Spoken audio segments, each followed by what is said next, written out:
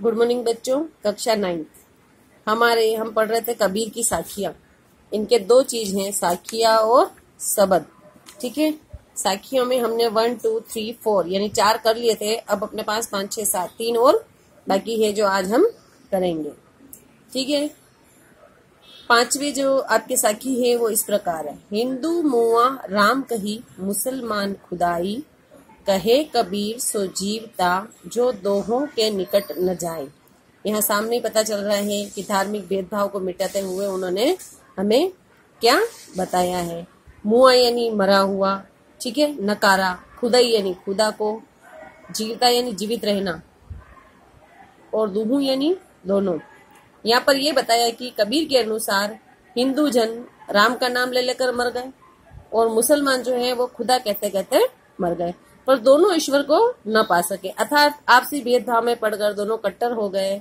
तो कबीर कहते हैं वास्तव में वही व्यक्ति जीवित कह लेने का अधिकारी है जो हिंदू मुस्लिम और राम खुदा दोनों से दूर रहता है। आशय यह है कि ईश्वर राम और खुदा दोनों से अलग है और मानवता हिंदू और मुसलमान के भेदों से ऊपर है। यहाँ पर उन्होंने भेदभाव से दूर रहते हुए ईश्वर की भक्ति करने को कहा है कि दोनों ही अपने अपने ईश्वर को मानते हैं, लेकिन हमें यह न मान के सिर्फ ईश्वर की भक्ति करनी है। ये दोनों इसमें इन्होंने बताया है। दूसरा जो है आपका इसके आगे का, काबा फिरी काशी बया, राम ही भया रहीम, मोट चुन मेदा भया, बैठी कबीरा जीम। यहाँ पर बताया है कि काशी जो है वो हिंदुओं का तीर्थ स्थान है और काबा जो है वो मुसलमानों का पवित्र स्थान है। और भया यानी हो गया, मोट यानी मोटा, और चूर्ण यानी आटा, और जीम यानी भोजन करना।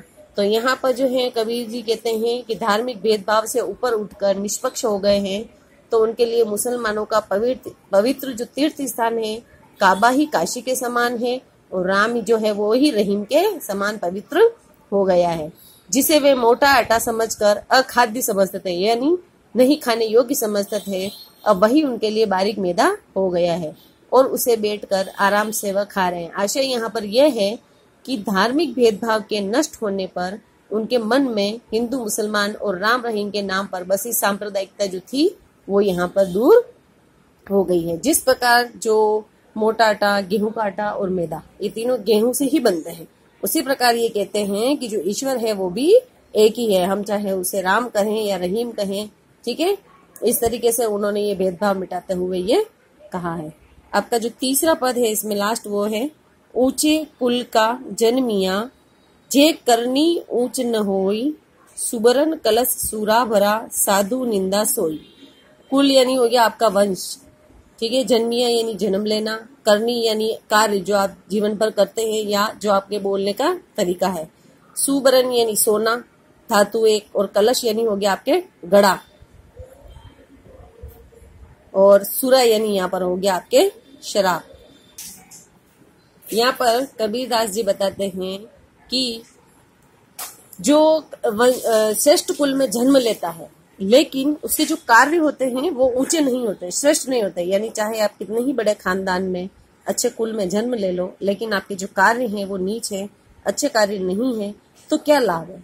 सोने का घड़ा अगर शराब से भरा है तो साधु लोग ऐसे बर्तन की निंदा करते हैं। कहने का तात्पर्य, अगर कोई साधु व्यक्ति है, आपने उनको सोने का जो घड़ा है दान दिया है, लेकिन आपने उसमें शराब भर दी, तो साधु लोग उसकी क्या करेंगे, निंदा ही करेंगे, वो उनके लिए किसी काम का नहीं है।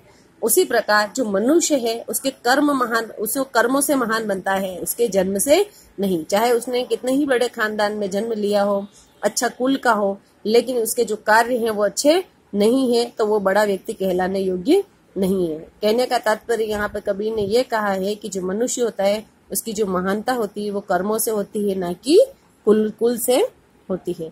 यहाँ पर जो आपकी साखियां हैं ये सारी समाप्त होती है, और इसके बाद जो हम पढ़ेंगे वो इसके कबीरदास जी के ही शब्द है, पद 2, 1 और 2, वो हम पढ़ेंगे। ठीक है, थैंक यू।